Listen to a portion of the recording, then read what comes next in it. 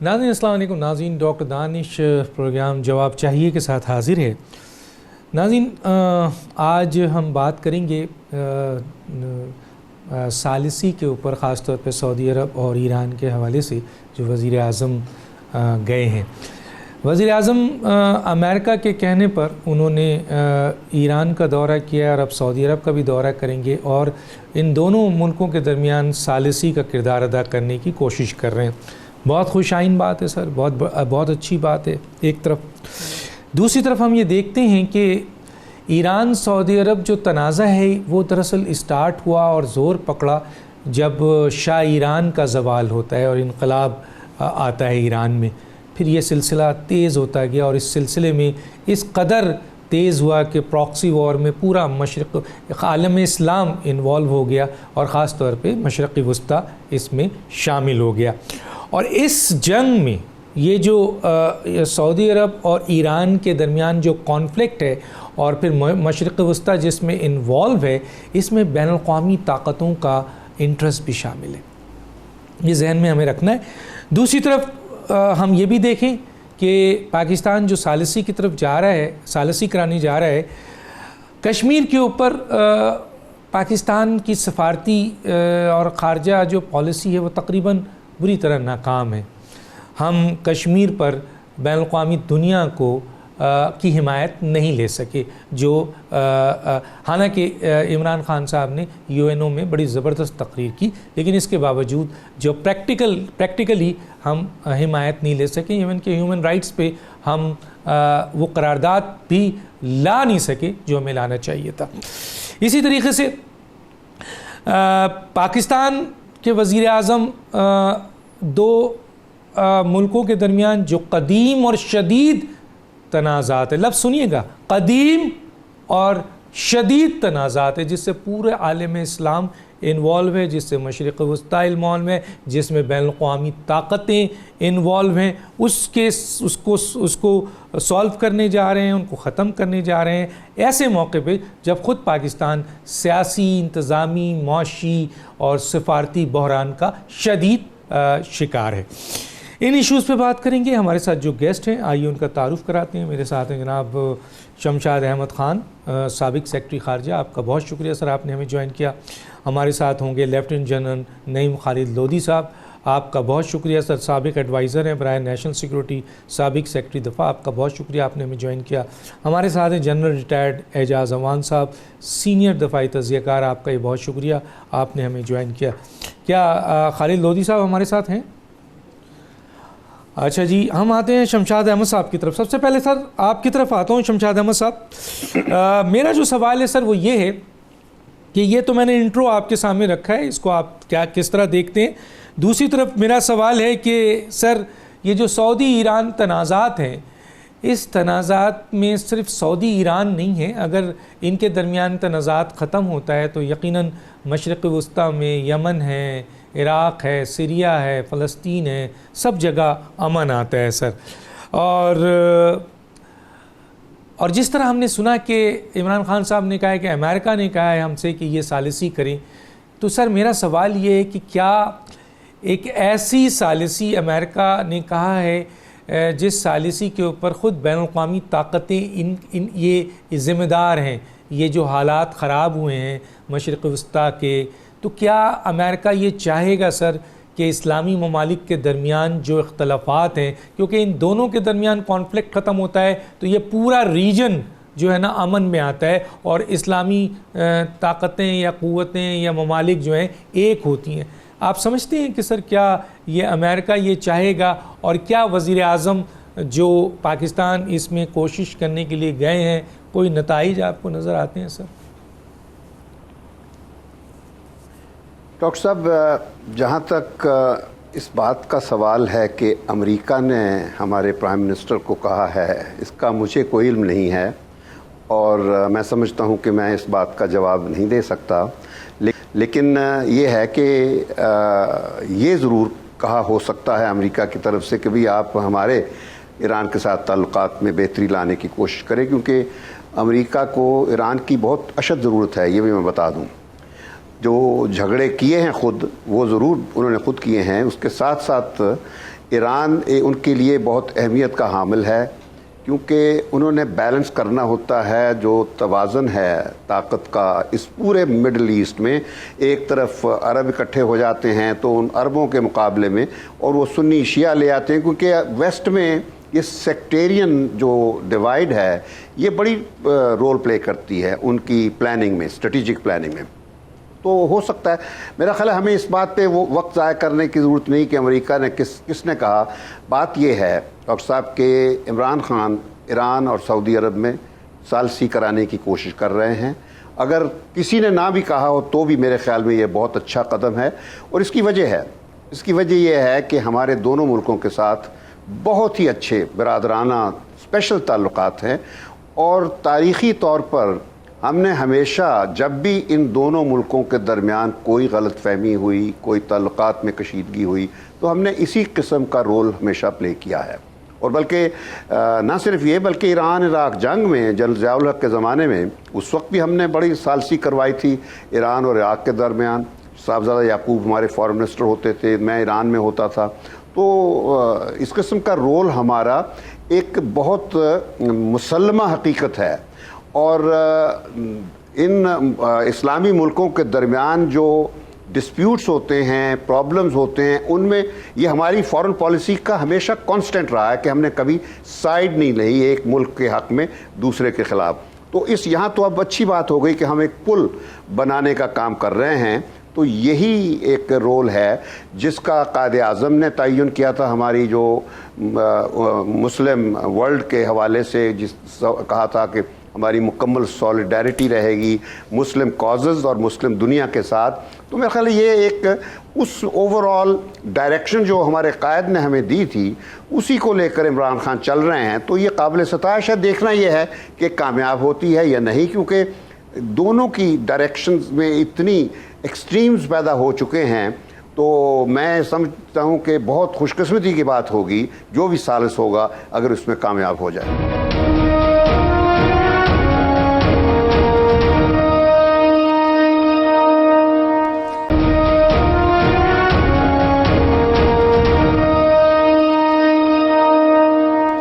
میں ذرا خالد لودھی صاحب کے پاس آتا ہوں۔ جہاں صاحب، میرا سوال یہ ہے کہ ویسے تو امریکہ کی معیشت ڈپینڈ کرتی ہے بہت ساری چیزوں پہ، لیکن 4-5 بہت اہم چیزیں ہیں سر۔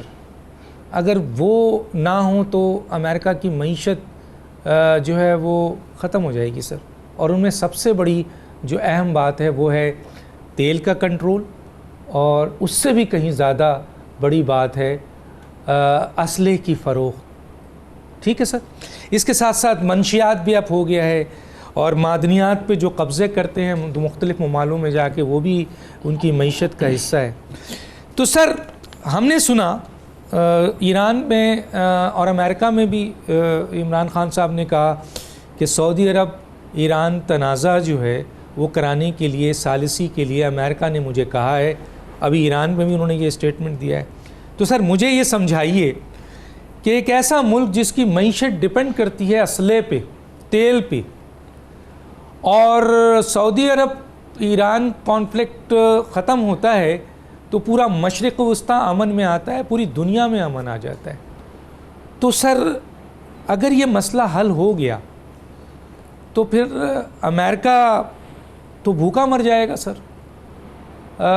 میری سمجھ میں نہیں آ رہا ہے سر کہ اس جگہ پر جہاں بین الاقوامی طاقتوں کا انٹرسٹ ہے، صرف امریکہ کا نہیں، اور لوگوں کا بھی اس میں انٹرسٹ ہے۔ پاکستان کے وزیر اعظم ان کے کہنے پر ایک قدیم اور بڑی شدید اختلافات ختم کرانے کے لیے آگے بڑھے ہیں سر، کیا کہیں گے؟ جی بہت شکریہ۔ پہلے تو ڈاکٹر صاحب بتائیے میری آواز آ رہی ہے آپ کو، کیونکہ پہلے کوئی مسئلہ تھا؟ جی آ رہی ہے آپ کو، آپ کی آواز بالکل آ رہی ہے آواز میری۔ اچھا جی بہت شکریہ۔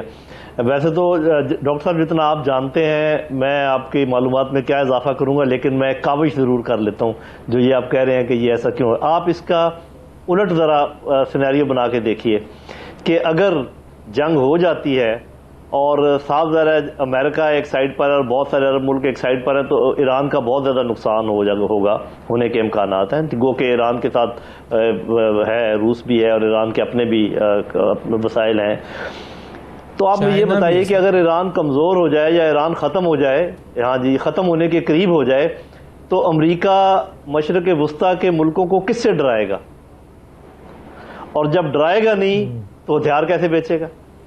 تو وہ جو آپ نے سوال اٹھایا کہ جنگ ختم، یہ اگر امن ہو گیا، امن تو کسی بھی وقت سبوتاج کیا جا سکتا ہے۔ امن سے پہلے انہوں نے بے شمار اپنے فوجی وہاں بھیج دیے ہیں، آپ کو پتا ہے پیٹریوٹ میزائلوں کی بیٹریاں وہاں چلی گئی ہیں، جو وہ چاہ رہے تھے وہ ہو گیا ہے۔ اور اب آپ کو پتا ہے پیوٹن بھی ادھر ہیں، پیوٹن اس سے پہلے کہ S-400 کی بات کرے اس سے پہلے انہوں نے پیٹریوٹ کی بیٹریاں بھیج دی ہیں۔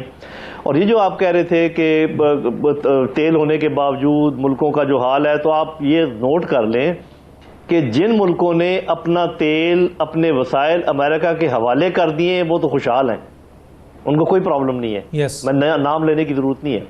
اور جن ملکوں نے اپنے وسائل کو اپنے کنٹرول میں کرنے کی کوشش کی ان کو وہ بدحال ہیں۔ بہت سارے ملک ایسے ہیں جن کے پاس تیل ہے، وینزویلا ہے، اور بھی ممالک ہیں، ایون لیبیا، اور یہ لیکن یہ ہے کہ انہوں نے اپنا کنٹرول کرنے کی کوشش کی تو یہ حال ہو گیا۔ تو یہ بڑا پلسرات ہے ڈاکٹر صاحب، یہ ایک سپر پاور، ایک چودھری جو ہے دنیا کا، اس کے ساتھ آپ نے کس طریقے سے چلنا ہے، یہ کوئی آسان کام نہیں ہے۔ باقی وہ جو آپ نے کہا کہ ان کا جو انٹرسٹ ہے وہ اس کو ہر صورت میں پرسو کریں گے، اور جو چھوٹے ملک ہیں یا درمیانے ملک ہیں وہ جب تک ایک کوئی بلاک نہ بنائیں، اکٹھے نہ ہو جائیں، وہ اس چیز کو رزسٹ کرنا ان کے لیے بہت مشکل ہے۔ اور اب میرا خیال ہے کہ دیکھیں کتنے انہوں نے فالس فلیگ کیے ان دونوں کو آپس میں لڑانے کے لیے، لیکن اللہ کا شکر ہے کہ سعودی عرب بھی سمجھتا رہا کہ یہ فالس فلیگ ہے، اور ایران بھی سمجھتا رہا کہ یہ فالس فلیگ ہے، گو کہ ایک دوسرے کے اوپر وہ ہلکے ہلکے الزامات لگاتے رہے، لیکن ان کو اچھی طرح معلوم تھا کہ یہ آپس میں لڑانے کے سارے طریقے ہیں، تو وہ نہیں لڑے۔ لیکن یہ ہے کہ آپ یہ نہ سمجھیں کہ یہ اسٹریٹ وے بات چیت پر آمادہ ہو گئے ہیں۔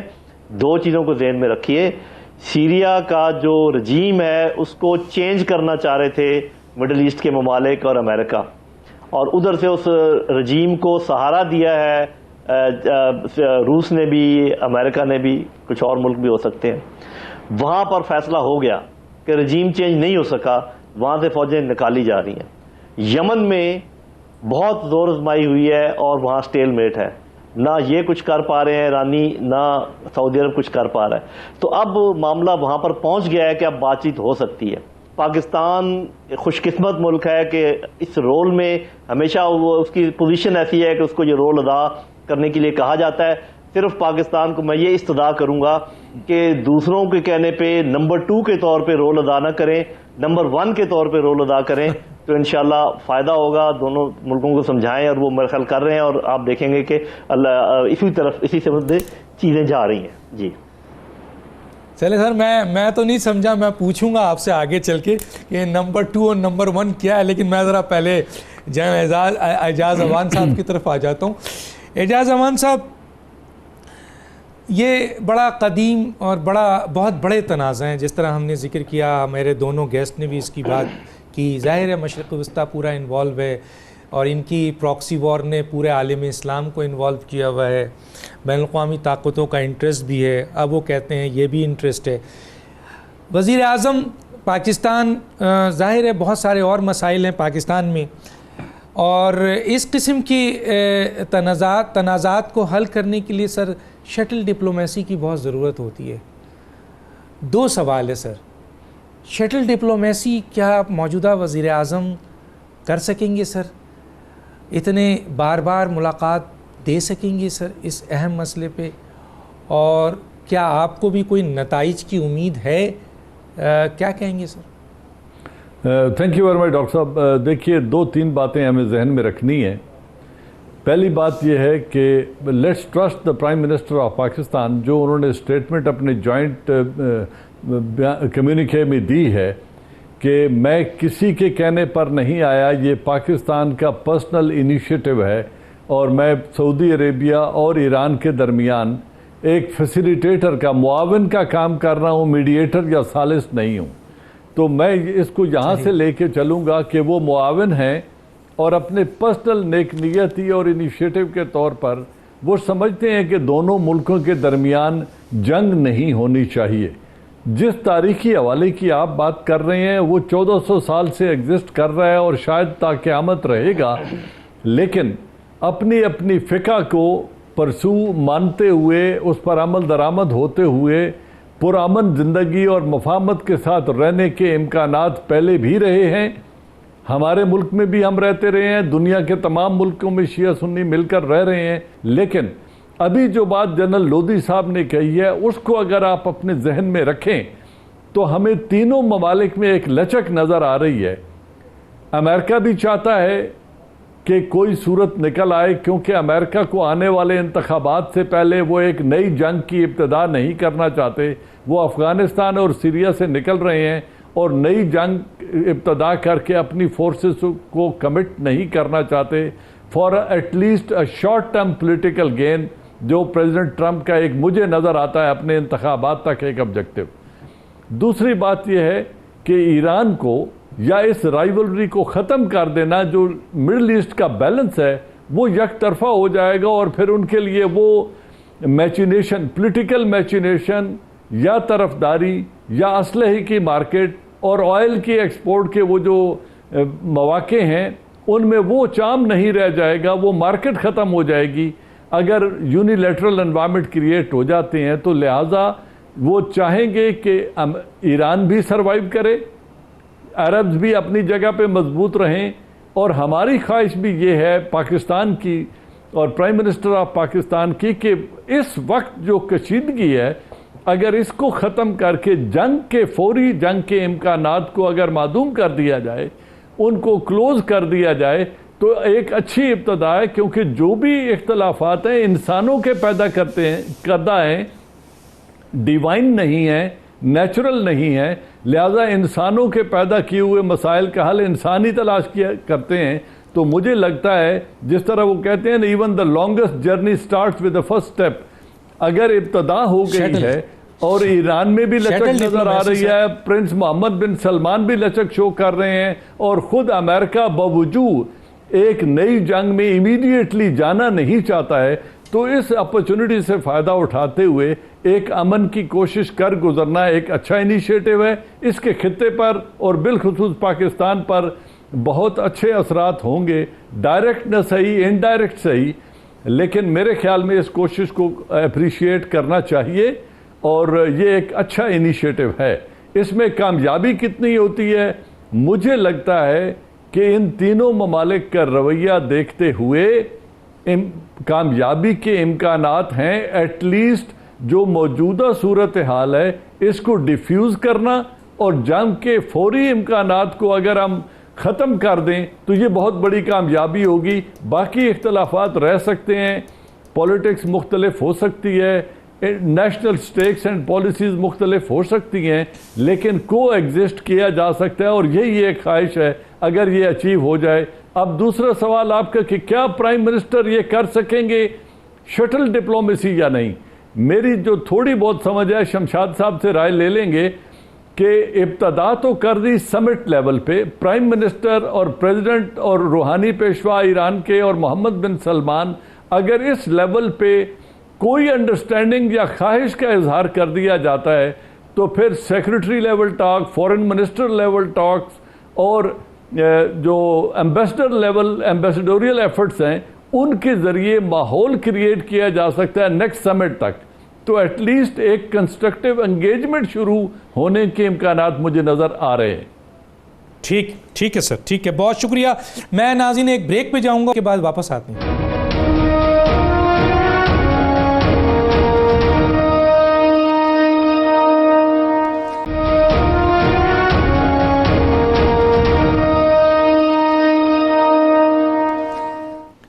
Welcome back. جی میں آتا ہوں شمشاد احمد صاحب کی طرف. شمشاد صاحب, میرا سوال اس طرح سے ہے سر کہ ہم جا رہے ہیں پاکستان ثالثی کے لیے سر, اور ایک ایسی ثالثی جو عام سی ثالثی نہیں ہے سر. سعودی اور ایران کے کئی اہم فیکٹرز ہیں, اس میں کئی مفادات ہیں, کئی مسائل ہیں جو آج سے نہیں سر, انقلاب ایران سے شروع ہو گیا جیسے میں نے کہا ہے, اور آج اس اسٹیج پہ ہے کہ بہت شدید ہے سر.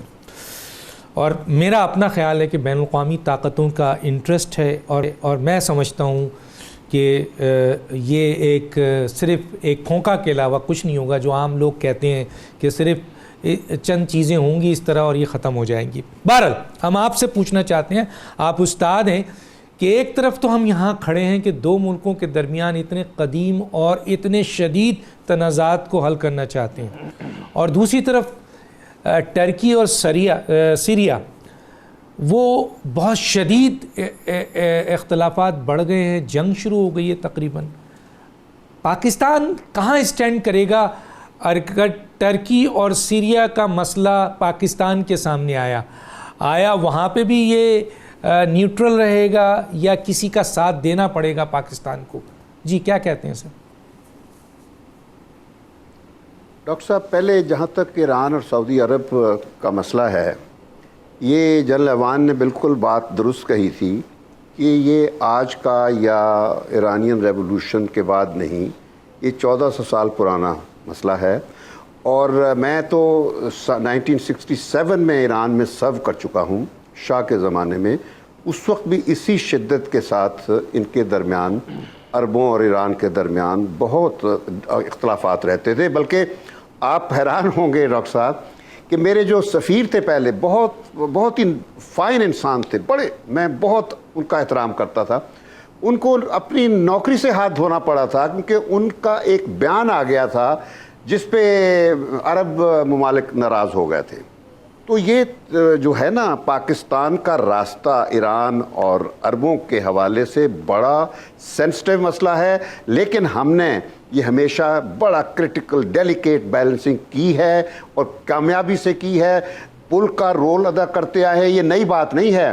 یہ سعودی اور ایران کے درمیان ہم ایک دوسرے کے مفادات کی نگہداشت بھی ہم ہی کرتے ہیں. مثلا ایران میں جو سعودی مفادات ہیں، اگر وہاں سعودی ایمبیسی نہیں ہوگی تو ہم نگہداشت کرتے ہیں، اور اسی طرح ایران کے مفادات سعودی عرب میں ہم نگہداشت کرتے ہیں. یہ ایک رول واشنگٹن تک بھی ہے، ایران کے مفادات واشنگٹن میں ہم کرتے ہیں. اب یہ اس وجہ سے کہ یہ ثالثی نہیں ہے. میں بالکل اس بات سے اتفاق کرتا ہوں. میرے خیال میں عمران خان نے یہ بات کلیریفائی کی ہے.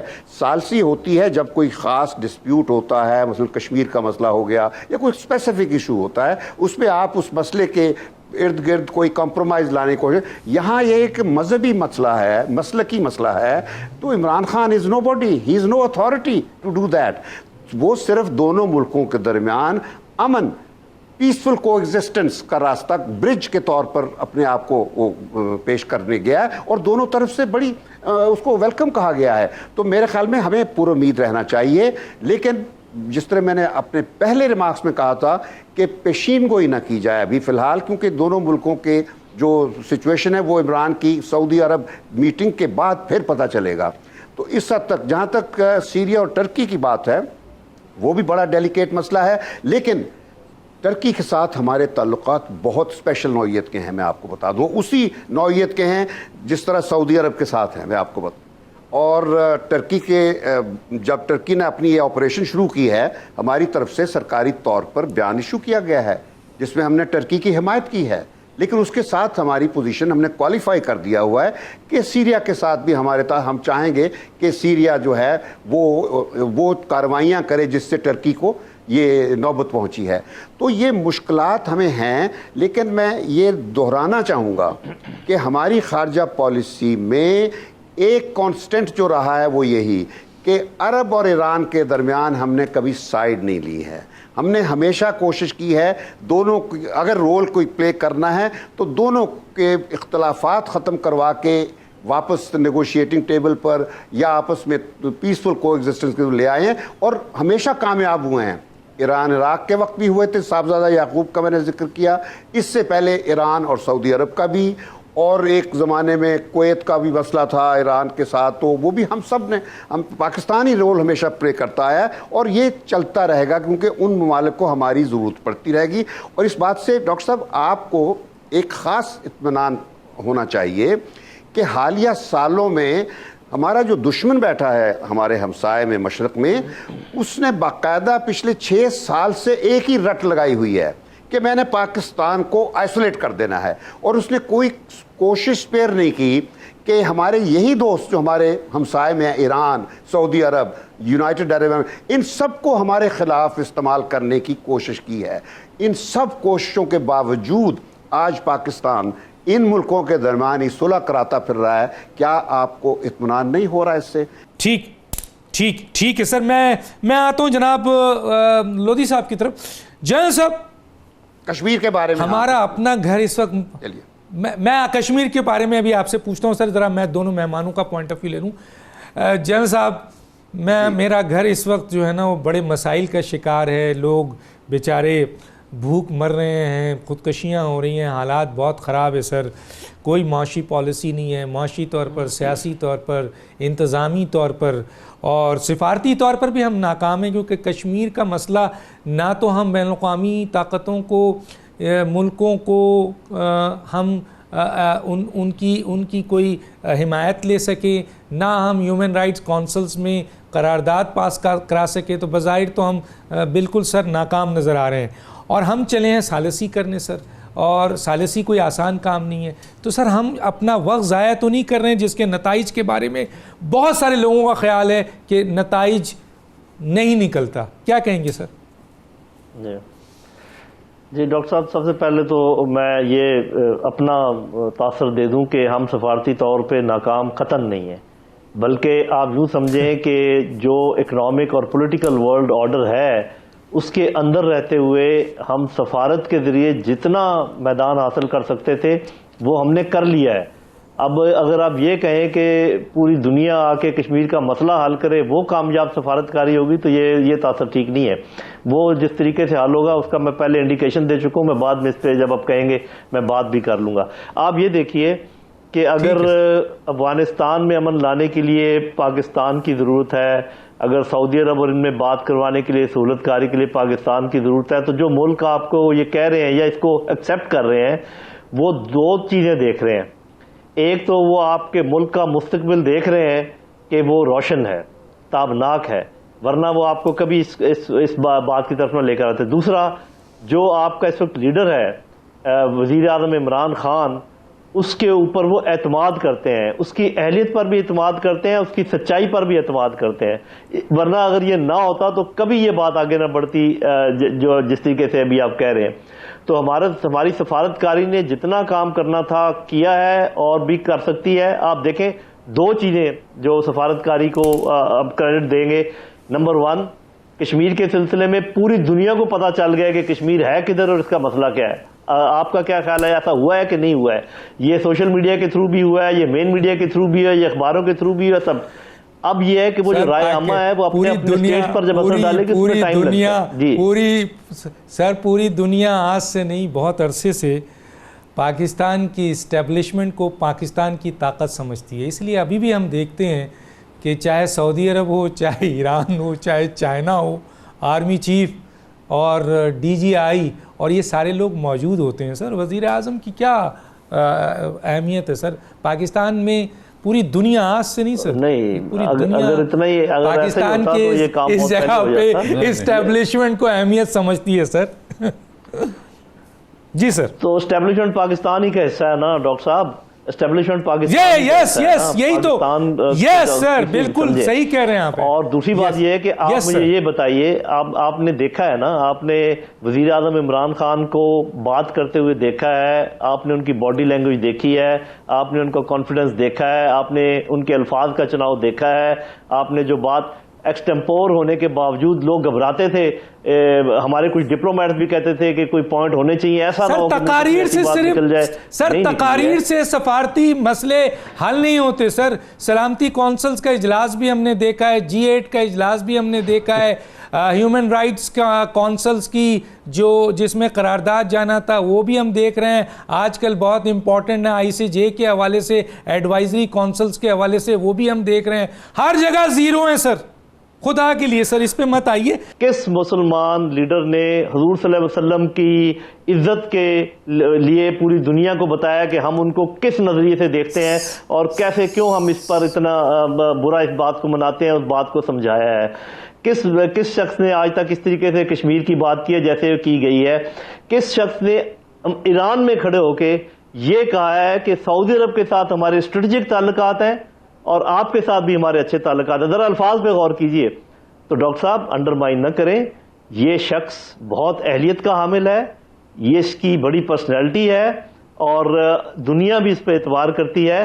آہستہ آہستہ آپ دیکھیں گے کہ اس کی چیزیں اور نکھرتی چلی آئیں گی. پرابلم ہے وہ ہم کبھی پھر ڈسکس کریں گے کہ ان کے سیاسی پرابلم کیا ہے, ان کے گورننس کے پرابلم کیا ہے, ان کے اندرونی پرابلم کیا ہے. لیکن جو چیز صحیح ہے اس کو انڈرمائن نہیں کیا جا سکتا. ٹھیک ہے سر, آپ کا پوائنٹ آف ویو ہے, آن ایئر چلا گیا, ہم نے سوال رکھا تھا, ہمارا اپنا پوائنٹ آف ویو ہے, ہمیں بھی رائٹ ہے سر سوال کا. اب فیصلہ تو سر عوام نے کرنا ہے اور پھر ظاہر ہے رزق کرنا ہے, اور ہم آپ کے سارے جتنے گیسٹ ہیں ان کے جو پوائنٹ آف ویو ہیں وہ ہمارے لیے بہت اہم ہے. ٹھیک ہے نا سر, ہم سیکھتے بھی ہیں. ایک چھوٹا سا بریک لیتے ہیں, پھر جنرل عوان کی طرف آتے ہیں اور ان سے بھی ایک اہم سوال ان کے سامنے رکھتے ہیں, اور پھر شمشاد احمد صاحب سے میں نے کشمیر کے اوپر ایک چھوٹا سا کوشچن کرنا ہے, بہت اہم. چھوٹا سا بریک.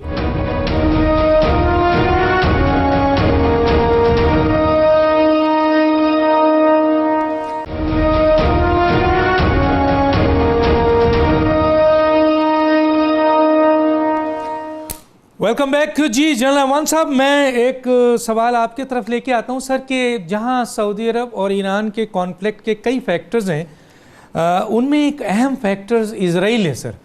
اسرائیل دشمنی بہت عروج پہ ہے, اور دوسری طرف ہم دیکھ رہے ہیں کہ سعودی عرب اور اسرائیل کے درمیان بہت زیادہ مفاہمت ہو چکی ہے. کس طرح یہ فیکٹرز ریزالو ہوگا سر, کیسے دیکھتے ہیں سر آپ اس کو؟ جی تھینک یو ویری مچ. دیکھیے ڈاکٹر صاحب, پہلی بات یہ ہے کہ ایران اسرائیل کے لیے اس طرح کی تھریٹ نہیں ہے, کیونکہ ان کے پاس وہ ویپن سسٹم اور وہ ٹیکنالوجی نہیں ہے جو اسرائیل کے پاس ہے. لہٰذا اس کو رکھنا اور بیلنس کریٹ کرنے کے لیے یہ بڑی دور کی بات جنرل لودھی صاحب نے کی تھی کہ مڈل ایسٹ میں ایک اسٹریٹجک بیلنس کریٹ کرنا اور اس بیلنس کو پھر اپنے مفاد کے لیے استعمال کرنے کی ایک یہ اسٹریٹجک ضرورت ہے کہ بالکل یک طرفہ ماحول پیدا نہ کر دیا جائے مڈل ایسٹ کے اندر. اسرائیل کے لیے اس وقت کوئی بھی امیڈیٹ تھریٹ نہیں ہے, لہذا اگر سعودیہ اور اسرائیل اپنے نزدیک آ رہے ہیں یا ان کے اسٹریٹجک تعلقات ہیں تو اس کو کسی اور مقصد کے لیے یا کسی اور وقت کے لیے پینڈ رکھ کے اس بیلنس کو اپنے اسٹریٹجک گینز کے لیے استعمال کرے گا امریکہ جب چاہے گا. اس میں روس ایک بہت بڑا فیکٹر ہے, انہوں نے سیریا میں ایک بڑا اہم کردار ادا کیا کیونکہ ان کے دو ہی معاون ممالک تھے اس ایریا میں, وہ تھے ایران اور سیریا, اور ان دونوں سے وہ ہاتھ دھونا نہیں چاہتا. لہٰذا روس بھی ان کے ڈائریکٹ پیچھے کھڑا ہے. ایک وقت وہ آیا تھا جب روس نے یہاں تک کہہ دیا تھا کہ میں ڈائریکٹ سعودی عربیہ پر حملہ آور ہو جاؤں گا اگر سیریا پر اب سٹرائک کی گئی تو اس طرح کے اگر حالات ہیں تو اس بیلنس کو, ڈیلیکیٹ بیلنس کو مینٹین کرتے ہوئے بڑی قوتیں اپنے مقاصد کے لیے کسی بہتر وقت کے لیے استعمال کرنے کے لیے رکھ چھوڑیں گی, اور اس رائیولری کو اسی طرح رکھا جائے گا.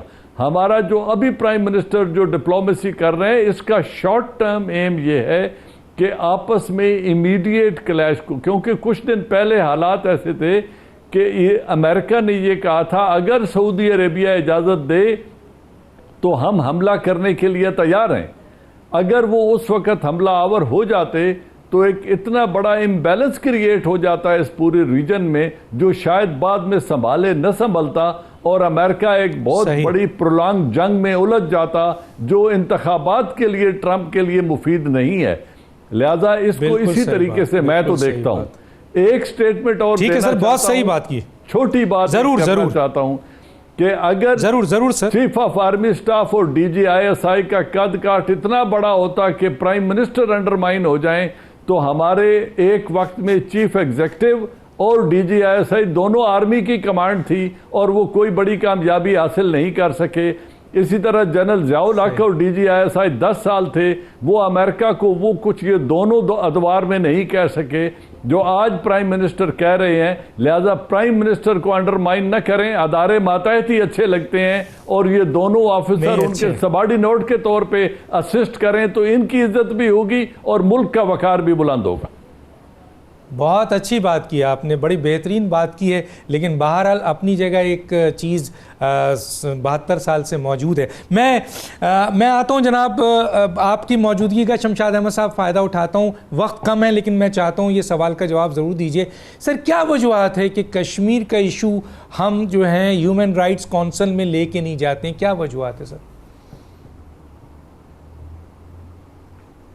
ڈاکٹر صاحب، آپ کا جواب دینے سے پہلے میں دونوں اپنے دوستوں جنرل لودھی اور جنرل اعوان کی بات سے مکمل اتفاق کرنا چاہوں گا کہ ہماری جو موجودہ قیادت ہے، مجھے 40 سال ہو گئے پبلک سروس میں نے جنرل ایوب سے لے کر جنرل مشرف تک کام کیا ہے، ایسی قیادت پاکستان کو نہیں نصیب ہوئی، ایسی قیادت جس کو دنیا میں اتنی پذیرائی مل رہی ہو جتنی عمران خان کو ملی ہے، میری یادداشت میں نہیں ہے۔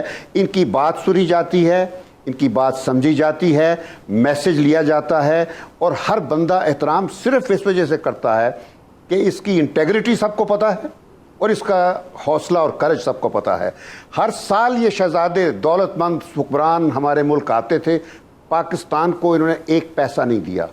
اب آتے ہیں تو کوئی 20 ملین دیتا ہے پاکستان کو، اور کہتا ہے کہ ہم تو اس تبدیلی کا انتظار کر رہے تھے، کیونکہ ہمارے حکمرانوں کو وہ اپنے ملکوں میں دیکھتے ہیں ایکٹیو ہوتے ہوئے، جس طرح کے یہاں سے پیسہ لوٹ کے ادھر جاتا ہے، منی لانڈرنگ، ملیں بن رہی ہیں، تو ان کو حقیقت پتہ ہے۔ سر وہ سوال، ٹائم نہیں ہے میرے پاس سر، وہ سوال کا جواب مہربانی کیجئے سر، وہ سوال کا جواب دے دیں سر، وہ ٹائم بالکل ختم ہو رہا ہے۔ کشمیر دیکھیں، ایسا ہے کہ سانپ کا کاٹا رسی سے ڈرتا ہے ڈاکٹر صاحب۔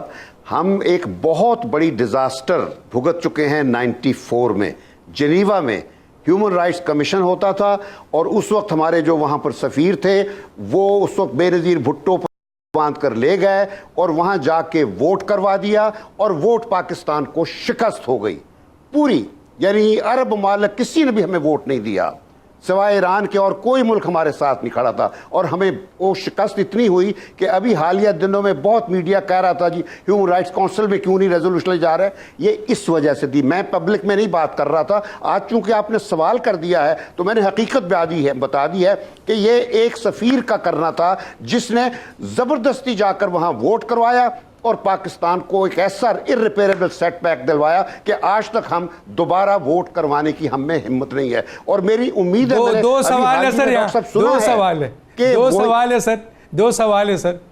سوال ہے سر۔ ایک تو یہ ہے کہ آپ نے کہا صرف ایران نے ووٹ دیا، تو سر کیا سعودی عرب نے ووٹ نہیں دیا تھا؟ ایک تو یہ سوال ہے سر، اور اس وقت سفیر کون تھا سر؟ نہیں، سعودی عرب تو اس کونسل میں نہیں، کمیشن میں نہیں تھا نا، یہ ڈیپینڈ کرتا ہے کہ وہ اس کمیشن میں تھا یا نہیں، کمیشن پورا دنیا کا نہیں ہوتا۔ سفیر کون تھا سر؟ تو اس وقت وہی 40-50 ممالک کا تھا سفیر کون؟ سنا ہے ان کو نیو یارک میں اب دوبارہ پوسٹ کیا جا رہا ہے، سنا ہے دوبارہ وہ نیو یارک جا رہے ہیں ملیہ لودھی کی جگہ، اور اللہ کرے میں یہ بات غلط ہو، میں بتاؤں ڈاکٹر صاحب یہ میں غلط ہو، کیونکہ لگتا یہ ہے عمران خان کو بتایا نہیں گیا یہ حقیقت، یہ بھی حقیقت ہے، پھر ساری دنیا کو پتا ہے جو نیو یارک میں 2003 میں جنرل مشرف کے زمانے میں ہوا تھا ڈاکٹر صاحب۔ یس سر، انہیں نکالا گیا تھا سر، انہیں امریکہ نے ناپسندیدہ شخص کہہ کے نکال دیا تھا، اور انہوں نے ایک خاتون کے ساتھ جو ہے وہ بڑی بدتمیزی کی تھی، اور اس طریقے سے ان کا پولیس کیس ہوا تھا، اور مشرف صاحب نے دوبارہ ان کو بحال کرایا تھا سر۔ منیر اکرم صاحب اس زمانے میں سفیر تھے سر؟ کہاں؟ نیو یارک میں؟